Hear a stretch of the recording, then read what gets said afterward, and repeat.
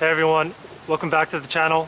So basically today I'm going to do a video about how I'm looking at 2023, but not anything related to the economy as much, but more of the self, surrounding, my attitude or my outlook, or let's say how I'm looking at the years down the road and what I think about it through my own perspective.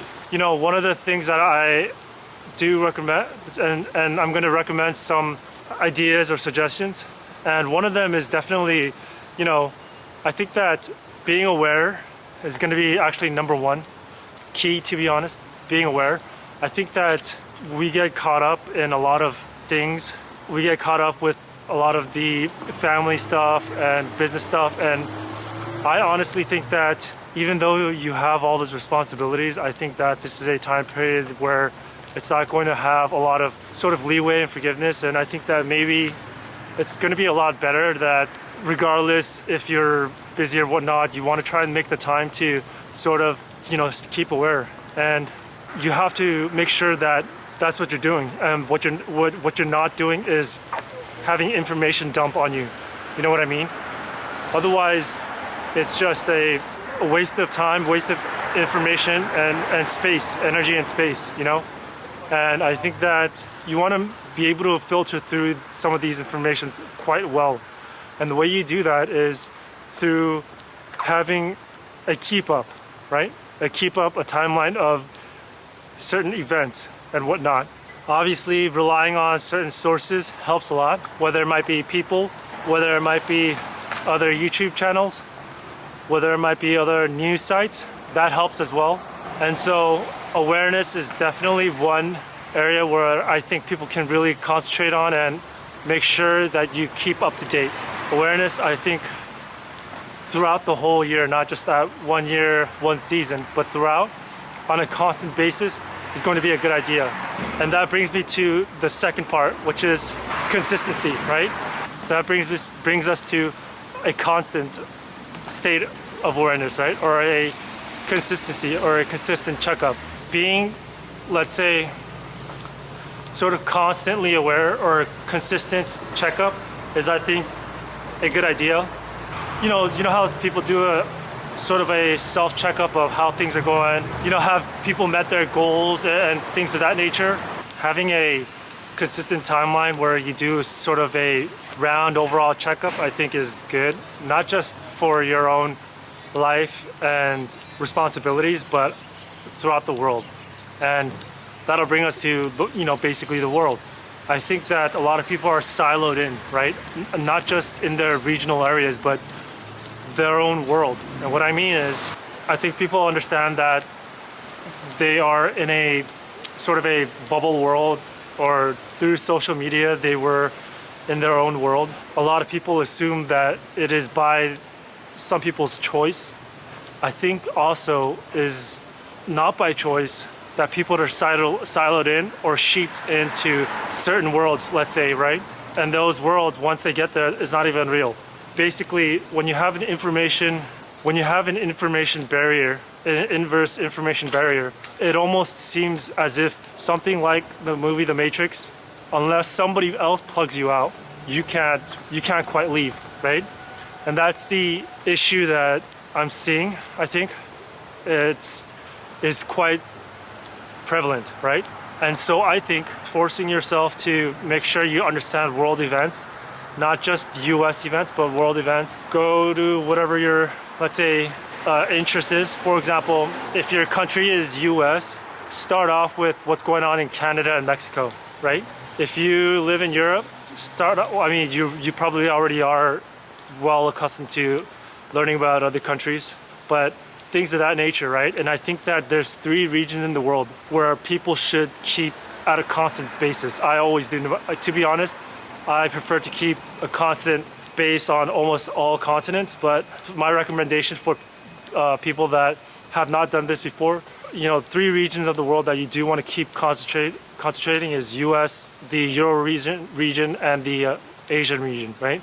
Keep your eyes on that, and that's having a wider net of information, constant information, I think is going to be good, rather than just your regional because as we noticed after the pandemic and the lockdown, some effects that we didn't think was going to be quite heavy or quite fast, it happened, right? And there were areas where people didn't think would have, certain shortages or this or that wouldn't have happened, but it did. Some people thought the seriousness of certain problems in the world wasn't going to be as serious, and then it did become serious. And so that brings us to time and sensitivity, right? The issues in the world or issues surrounding your life, even if you don't think it does, I think generally it will, or in some way it can. There's going to be two axes: time and sensitivity, right? You have to be sort of aware and prepared for the fact that any things that can unfold much faster than you think,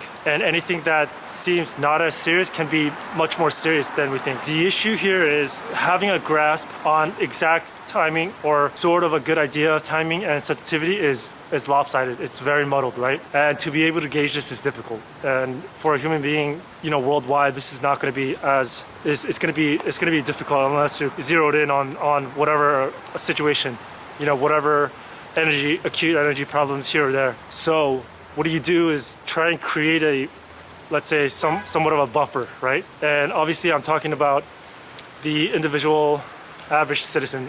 If you're a company, then I think you would have already moved on to this, but you want to create those buffers now. You want to create if-then scenarios and try and see if that can mitigate any time issues that might come out of nowhere. And the sensitivity, depending on what level of seriousness are you dealing with whatever situation. All the things that we just talked about, if you just get those, it'll help you be prepared. It'll help you be rounded out, right? And the reason why all those things will help you be prepared and rounded out is because those are all the, in my eyes, sort of ingredients for what equals adaptation, right? With those things, which is, being aware, having a widespread of awareness, consistency, and retouching base, a widespread of it, in preparation for a very volatile or sensitivity level volatility, right? And so I think that if you do that, those things will help you, adapt. Those are good ingredients for adaptation. And that's basically the single most quality that I think people should have, right? Because in itself, adaptation can help you. I mean, that some people might equate it as preparedness, but I think that preparedness, is not as good as adaptation, right? And I think that maybe people might disagree, but there's a lot of preppers that, they have their house, they're full of stuff, and they're in, whatever the location that they believe is safe, but you just never know, right? And that's why I think that placing adaptation and the mindset of adaptation I would place it above, just being prepared, right? Preparedness. I think that a lot of these preppers, they say that it's the mentality of prepping is more important than, just having a lot of stuff and being prepared. And I think that's absolutely true. Where I think people fall short is adaptation. I'm going to try and do my best to keep saying that word, because it seems that I don't see good adaptation, but hopefully I'll be able to keep saying it and get that in people's minds. But other than that, that's all I have for this video. I hope you guys found it insightful, and I hope you guys find it as at least just a reminder that you already know this stuff. Then that means the viewers are in a good position. But other than that, that's all I have for the video. Hopefully you guys are okay for this New Year's. Keep aware, right? Keep aware and keep retouching base. Keep figuring out what's going on around you and retouch base. Until next time, good luck.